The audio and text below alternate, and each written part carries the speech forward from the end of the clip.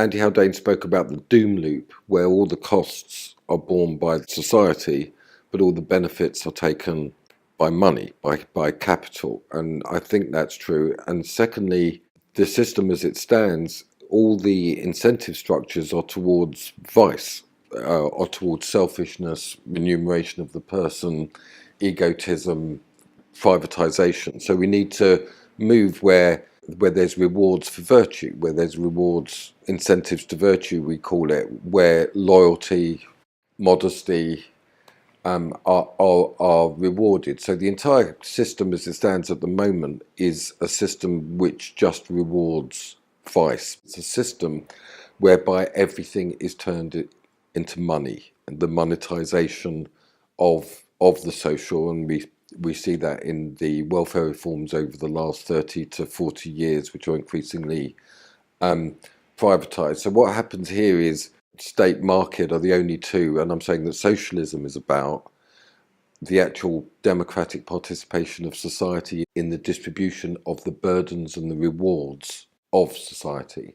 So there has to be a real resistance to the domination of capital. That is an absolutely vital, and the means of resistance is democracy. Part of that is parliamentary democracy, but we also have to reactivate local democracy and economic democracy as a means of just resisting this extraordinary system which has a goal, and the goal of capitalism is the ownership of people and nature, what religious people would call creation itself, by money.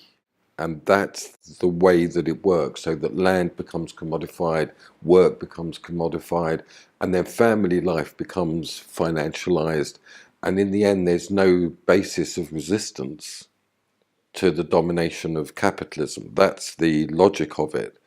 That's why Blue Labour sees the move towards Corbyn as a positive thing, in the sense that we've remembered to resist the domination of capital.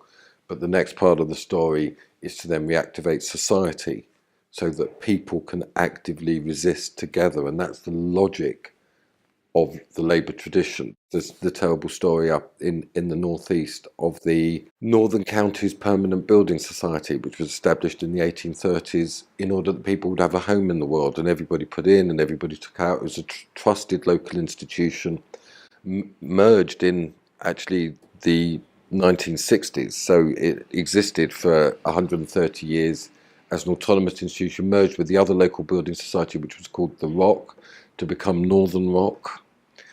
And that was privatised in 1997 and didn't last 10 years before it was liquidated. Now, that was the erosion of a common institution that people participated in.